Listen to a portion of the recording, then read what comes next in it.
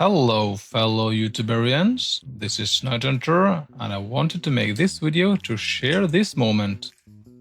As you can see here, I now have enough money to buy enough towers for my next tier, tier 21, where we are able to get the Aegis tower.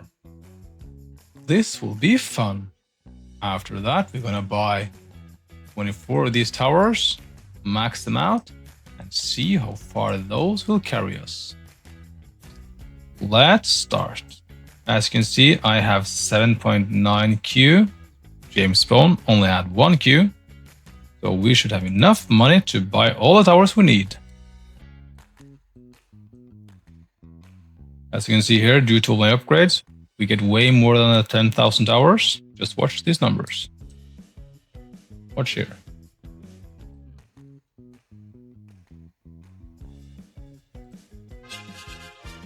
Here we go, our brand new turret. Let's go and place them out.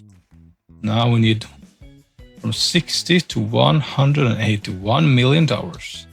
We got a lot of corruptors. Let's get rid of those and buy some more towers.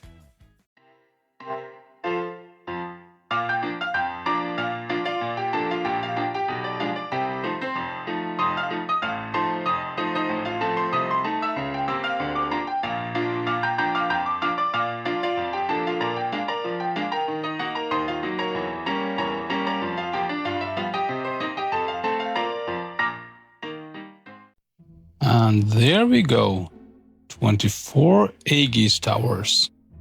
Since it costs 23 trillion to max out one tower, the total price for all of this setup is around 550 trillion, half a Q. As you can see, day 300 is a single target fight, so here we can fill up all the 24 slots.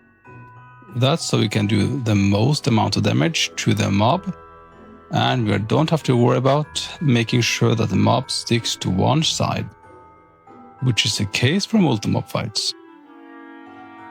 I think this will be a really easy fight. Afterwards, I'm going to do some small adjustments and make a setup that we can use to see how far we can progress. And yeah, this is it. Day 300. Let's do a quick comparison of the Dreadnova, the Aegis and the Crimsonnova. We can start on day 300, a single target fight. And hopefully the Aegis will be on the top, followed by the Dreadnova, then the Crimsonnova. Watch here on the damage details. As you can see here, the Dreadnova is second last, as we expected, and the Crimsonnova is on the far bottom. This means that when you have reached tier 21, you can merge all your Dreadnovas and try to get a Genesis. The Crimsonnova, on the other hand, is way better for Multimob fights, so we can do a quick comparison for that as well. Let us also do a comparison of the Crimsonnova versus the Aegis on a Multimob fight. Let's go to day 299, which is a Multimob fight where we're facing 18 mobs. First, we need to optimize for AoE damage. Let's get rid of these 3 towers so that all the mobs will go to the left side of the screen. The thing is, the Aegis is quite powerful, so if it will kill a lot of mobs before they have flocked or get stuck together, you will not see the effect of the Crimsonnova. But these guys seems to last for quite a while, so the Crimsonnova missile will have a lot of splash damage or AoE damage. That's why it will soon be popping on the top of the damage details. Watch this. There we go. Now it's on the top.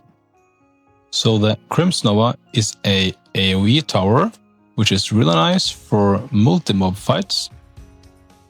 So I think we can use that tower a lot later on where we have Multimob fights. Now let us make a setup that we can use for progression. The best strategy is almost always to make sure that all the mobs goes towards one side. To do that, just keep the first row of this side, for instance, open. This ensures that all the mobs go towards the left side. And I will be right back when I have seen how far this setup can take me. And we're back. So this setup actually got me all the way to day 350. I went and merged a few of my old towers, so now I got 2 Crimsonnovas, because the Crimsonnova are really good for multimob fights. Take for instance day 350, which is a 20 mob fight. As you can see here, the Crimsonnova will be in the bottom on the beginning of the fight, but when more mobs are crowding together, it will pop up back to the top where it belongs. Between day 300 and day 350, there are a few days which are single target fights, and for those days I just sold these 2 and filled up all these 5 slots with Aegis, and then you will beat those days easily. On some days after day 340-ish, you will not be able to beat these days by just doing nothing like this. What I recommend is when the last mob has spawned, you stay like this and watching the mobs run.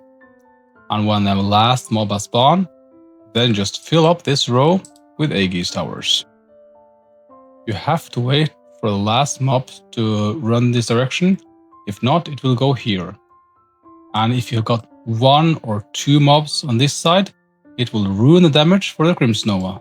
It's really important to make sure that all the mobs are here. This tactic you can use for all multimob days. Just fill up these last 3 rows when the last mob has spawned. You can, if you want to, use a weapon and stand here and do some damage. But now, as you see here, last mob has spawned. Fill up this row.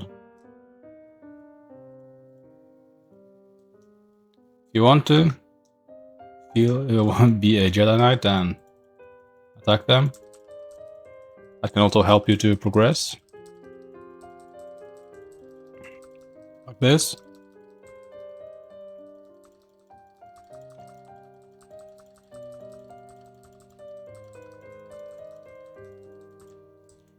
There you go.